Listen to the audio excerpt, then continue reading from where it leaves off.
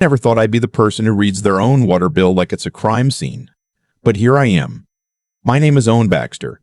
Wait, I need to check that name. Let me verify names against the used list first. I never thought I'd be the kind of person who installs a motion-activated camera above their own kitchen cabinet. I've always been a practical man. I fix things that are broken, I ignore things that aren't, and I mind my own business. That changed the morning my property administrator sent me a text message asking if I'd taken in a boarder without telling her. I hadn't. My name is Robert Maclean. I'm 54 years old and I work as a pipeline inspector for an energy services company out of Edmonton. The job takes me across northern Alberta and sometimes up into the Northwest Territories for stretches of 2 to 3 weeks at a time. It's physical work, it pays well, and it suits a man who was never particularly good at sitting still. My marriage ended 8 years ago, amicably enough, no kids involved, just two people who grew apart the way people sometimes do when one of them spends half the year sleeping in work camps. After the divorce, I bought a semi-detached house in Spruce Grove, a quiet suburb west of Edmonton. 3 bedrooms, 2 bathrooms, a backyard I barely use. It was more house than I needed, but the price was right and I liked the neighborhood. Quiet streets, families with dogs, the kind of place where people wave when you drive past.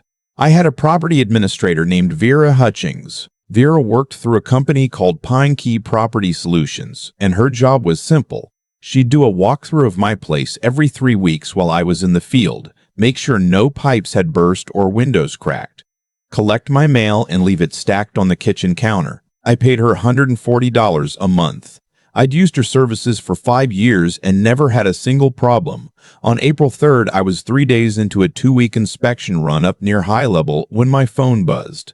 Vera's text read, "Hi Robert, quick question. Is there someone staying at your property right now? I drove past this morning and noticed lights on upstairs around 7 a.m. Wasn't sure if you'd made arrangements. Let me know." I read it twice. Then I called her. "There's nobody there," I told her. "I'm up near High Level. I don't have anyone house sitting." She went quiet for a moment.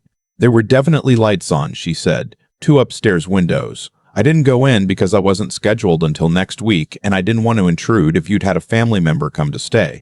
I don't have family in Edmonton anymore. My sister lives in Kelowna, and my brother's in Moncton. I told Vera that. Another pause. "Do you want me to go check it now?" I told her to wait. I needed to think. That afternoon, I called my neighbor on the left side, a retired schoolteacher named George who had my number for emergencies. George picked up on the second ring. I asked him, as casually as I could, whether he'd noticed anything unusual at my place over the past few weeks. He hadn't noticed anything himself, he said, but his wife had mentioned seeing a car in my driveway a few mornings. A dark blue sedan. She'd assumed it was mine. I drive a silver pickup. I've driven a silver pickup for 12 years. I spent the rest of that afternoon finishing my work and trying to stay focused, which I mostly failed at. That night in my camp bunk, I lay awake running through the short list of people who had access to my house. Vera, who had 1 key. My brother, who had an emergency key he kept in a kitchen drawer in Moncton and had certainly never used. That was the list. 2 people. Neither of them drove a dark blue sedan. I cut my field rotation short by 4 days, told my supervisor there was a family situation, and drove back to Edmonton without telling anyone I was coming. I arrived on a Sunday morning, April 7th, early enough that the street was still mostly quiet. I didn't park in my own driveway. I left my truck around the corner at a strip mall and walked back through the back alley, coming in through the gate to my own yard. The house looked normal from the outside. Nothing obviously wrong. The blinds in the spare bedroom were pulled down in a way I didn't remember leaving them. I stood by my back fence for 10 minutes watching. No movement. I let myself in through the side door, the one that opens into the laundry room, and the first thing I noticed was the smell. Not anything alarming, just that particular warmth you only get in a house where someone has been living, cooking, using the shower, a house that's been occupied. My house wasn't supposed to smell like that. I moved through to the kitchen slowly. There was a coffee mug on the counter. Not one of mine. Mine are all mismatched mugs I've had since the divorce. A few of them stamped with logos from safety conferences and industry expos. This one was plain white with a thin blue line around the rim. There was a dish drying on the rack. A bowl. A single spoon. Whoever had been here had washed up after themselves. I stood in my kitchen, holding the handle of a drawer I'd opened out of reflex, not knowing what I was looking for. Then I walked upstairs. The master bedroom was untouched. Same as I'd left it, bed made the way I always leave it. Not well, but made. The spare bedroom was where it showed. The bed had been slept in. The duvet was pushed back on one side, pillow dented in the middle. On the small dresser, there was a phone charger coiled neatly. Not mine. By the window, someone had set up a small folding table, the kind you can buy at Canadian Tire for $30, with a laptop stand on top of it, empty. Whoever had been here had taken their laptop with them. They'd left the stand. I felt the particular cold feeling that comes when something wrong becomes undeniable. This wasn't a friend of a friend who'd let themselves in by mistake. This was someone who had set up a workspace in my spare bedroom. Someone who had made themselves at home in a way that was deliberate and careful and weeks in the making. I didn't confront anyone. There was no one to confront. I drove to a Comfort Inn on the Yellowhead and checked in, and I called Vera from the parking lot. She answered immediately. I told her what I'd found. She was horrified, and I believed she was genuine. Her voice had that specific quality of someone trying to hold their reaction together. She gave me the number for the Spruce Grove RCMP detachment and told me to call them first, then call her back. The officer I spoke with was sympathetic and practical in equal measure. She told me that without signs of forced entry, the situation could complicate itself legally. If someone was claiming authorization to be there, it could become a landlord-tenant matter before it became a criminal one. She suggested I document everything I could before any confrontation, photographs, video, any evidence of who had been in the property. If I could identify the person, all the better. I want to be honest about something because I've had people ask me later why I didn't just change the locks that afternoon. The officer explained it clearly. If I changed the locks without following proper legal procedure, and the person inside could argue some kind of tenancy arrangement, even an illegitimate one, I could find myself in a complicated civil position. Alberta has specific rules about that. I didn't fully understand the details at the time, but I understood enough to know that acting impulsively could make things worse. I wanted to catch whoever this was, not just push them out the door so they could do it to someone else. So I did it the slow way. The next morning, I went back to my house while I was sure it was empty. No car in the alley, no lights, and I installed 3 cameras. I'm not a particularly technical person, but these systems have gotten simple enough that I managed it in under 2 hours. 1 camera in the living room, aimed at the front door and stairwell, tucked between 2 cookbooks on a shelf where it was almost impossible to see from the room. 1 in the kitchen, up high on top of the fridge, behind a box of cereal, and the doorbell camera I installed at the front, replacing the old non-functional one that had been there when I bought the house. I set them all up to record to cloud storage and to push notifications to my phone. I left everything exactly as I'd found it. The white mug on the counter, the laptop stand in the spare bedroom, the folding table. Then I drove back to my inn and waited. At 4:52 that afternoon, my phone buzzed. Doorbell camera. I opened the app and watched as a woman came up my front walk. Late 30s, I guess, with dark hair pulled back, wearing a gray puffer jacket and carrying a grocery bag. The reusable kind, blue and white, the Sobeys logo on the side. She walked to my front door the way a person walks to their own front door. No hesitation, no looking around. She pulled out a key, unlocked it, and went inside. I watched her through the living room camera. She took off her jacket and hung it on my coat hook by the door, not on the floor, not thrown over a chair, on the hook like she lived there. She went to the kitchen with her groceries, and I watched her put things in my fridge. Milk, a container of leftovers, something in a takeout box, a block of cheese. I recorded everything. Over the following 4 days, I documented her routine. She arrived in the late afternoon, usually between 4 and 6. She cooked. She worked on her laptop at the folding table. She went to sleep in my spare bedroom. She was alone. She left in the morning between 7:30 and 8 in the dark blue sedan that George's wife had noticed. On the 3rd day, someone else came. At 7 p.m. on April 10th, a man knocked at my front door. Through the doorbell camera, I watched him, mid-40s, heavy-set, wearing a Carhartt jacket, carrying what looked like a file folder. The woman answered. They spoke at the door for a minute. Then he came inside. Through the living room camera, I watched them sit at my dining table. He opened the folder. She had her laptop open. They were going through papers together, pointing at the screen, talking in a business-like way. I couldn't hear the conversation clearly enough to make out specifics, but I could see what was on the papers he'd brought, or at least some of it. I took screenshots, zoomed in as far as the camera resolution would allow. It looked like a reservation schedule. I went to my laptop that night in the inn and started searching. My address directly into Airbnb's search. It wasn't there. I tried VRBO. Nothing. I tried a few other platforms. Nothing. I almost stopped, but something kept bothering me. The schedule, the way they'd gone through together like they were managing something. I searched my address in combination with short-term rental. Still nothing direct. Then I tried searching for the specific block of my street, the neighborhood, the words extended stay in Spruce Grove. And there it was, not my exact address listed publicly. A listing that described my property, the layout, the backyard with the green fence I'd painted 2 summers ago, the proximity to Yellowhead Trail. But with the address obscured the way some listings do to protect privacy. The photos were unmistakable. My kitchen, my living room, my backyard. Even the light fixture in the hallway that I'd always meant to replace and never did.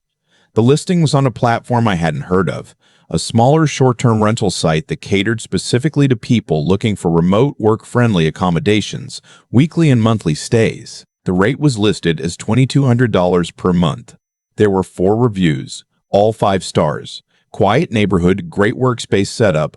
Host was easy to deal with. Host. They were calling the man in the Carhartt jacket the host of my house.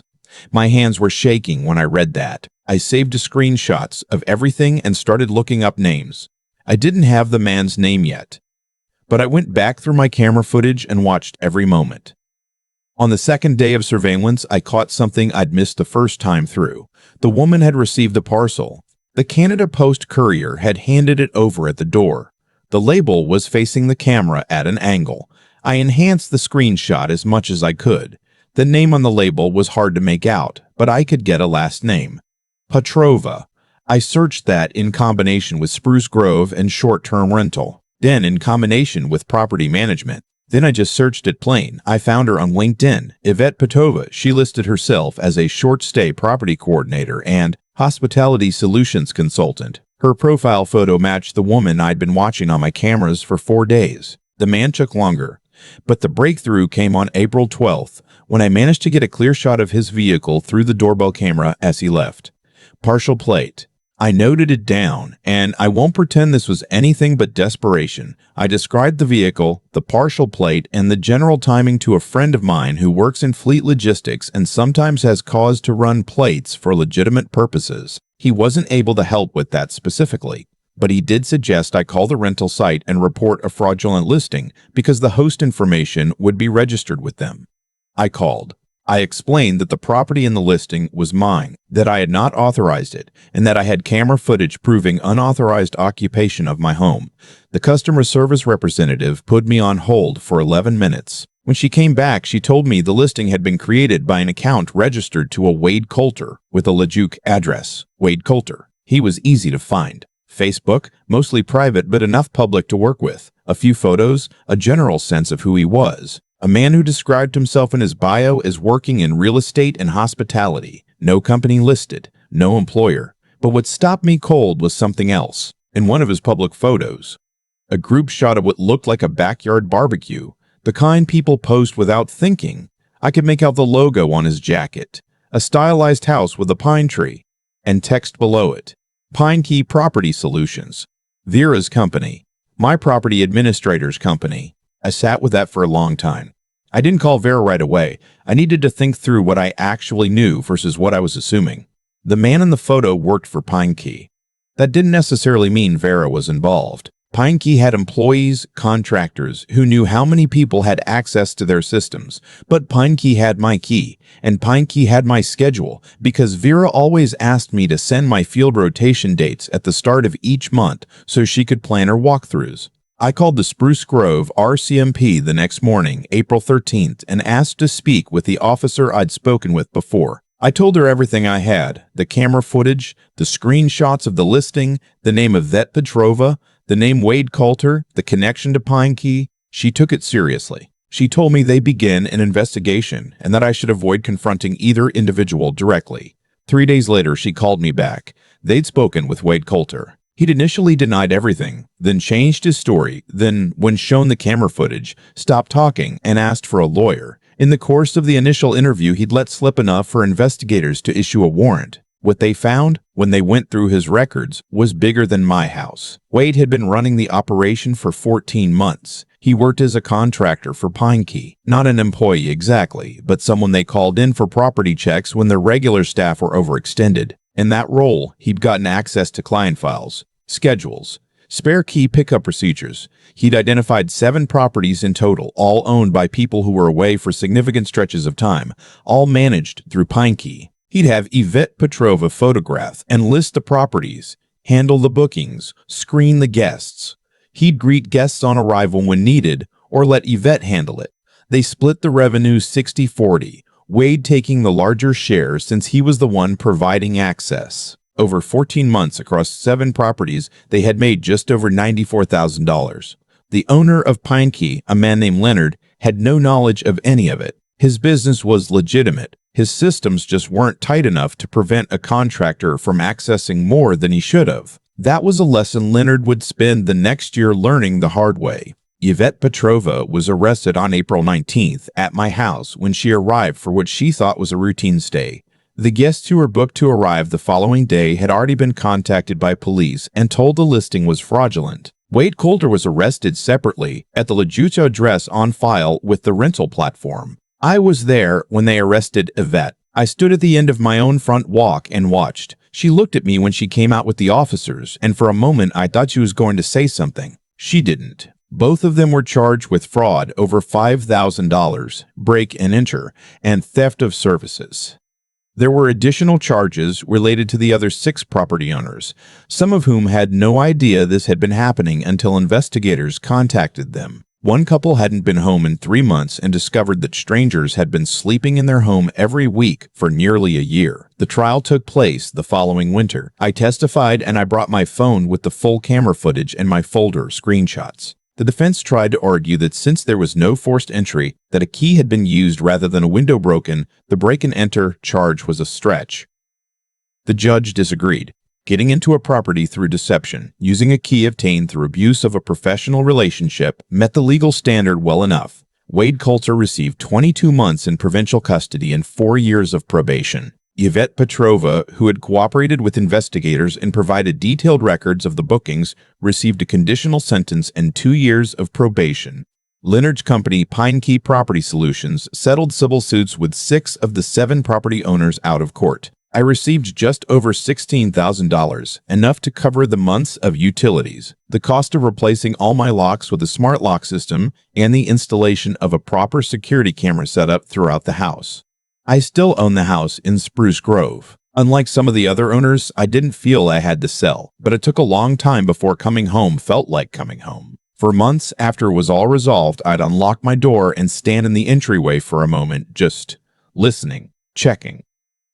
Making sure the smell was right. That sounds strange, I know, but you come to know a house, the particular quiet of it, the way light falls at a certain time of day, when those things have been altered by someone else's presence, someone who had no right to be there. You notice the absence of that familiarity even after everything returns to normal. It takes a while to get it back. The thing that stayed with me most wasn't the money or even the violation of having strangers in my space. It was the element of trust. I had paid Vera, paid Pine Key, specifically so that I could be away without worrying. I was doing hard, physically demanding work in the field, sometimes in genuinely difficult conditions, and part of what made that possible was knowing my house was being looked after. Wade Coulter had understood that dependency and had used it. He'd understood the people like me, working people who travel, who are away often enough to need help, have to trust someone. He'd made himself that someone and then sold that trust to the highest bidder. Vera Hutchings, for her part, was cleared of any involvement. She was devastated when she found out what had happened through her company's systems, and she called me twice during the investigation to apologize. I don't blame her. She was also a victim of sorts, even if it wasn't her home that was occupied. Her professional reputation took damage she didn't deserve. After everything was settled, I made some changes. I replaced every lock in the house with a smart lock system that generates single-use codes for anyone who needs access. I have a camera every exterior door and one in the main living area. I don't share my field schedule with anyone in writing anymore. If my administrator needs to know when I'm away, I call. I searched my address on every short-term rental platform I could find. I still do it once a month, every month. I also started talking to my neighbors more deliberately. George on the left and the couple on the right, whose names I'm embarrassed to admit I didn't know for the first 3 years I lived there. I introduced myself properly and gave them both my mobile number. I told them plainly, if you see a car in my driveway that isn't my truck, call me. I don't care what time it is. I want to say something to the people who travel for work, who are away from their homes for long stretches, who rely on property services the way I did. The system is not automatically safe. The people who have access to your property, the administrators, the contractors, the tradespeople who've been given keys, most of them are perfectly trustworthy. But access, once given, is hard to control. And there are people out there who understand exactly how to exploit the trust that working people extend out of necessity. Check your utilities. A spike in electricity or water use when you're away is not nothing. Check your address on rental platforms. It takes 3 minutes. Build actual relationships with your neighbors, not just a wave as you pass relationship, but a real one where they have your number and feel comfortable using it. And if something feels wrong, a text from your property contact asking a question that shouldn't need asking, a neighbor mentioning a car they didn't recognize, don't rationalize it. Ask the questions. Drive home early if you have to. I was out near high level watching Alberta's flatlands roll past outside a truck window when Vera's text came in. I almost convinced myself it was nothing. I almost texted back probably just a timer glitch. I'll check when I get home. I almost talked myself out of trusting the instinct that told me something was off. I'm glad I didn't. Your home is the one place that's supposed to be entirely yours, not a commodity, not an asset to be optimized, not an opportunity for someone else's profit. When someone turns it into those things without your knowledge, they don't just take your money or your privacy. They take the ease of walking through your own front door. That particular small ease that you never think about until it's gone. Get it back if you have to fight for it. It's worth fighting for.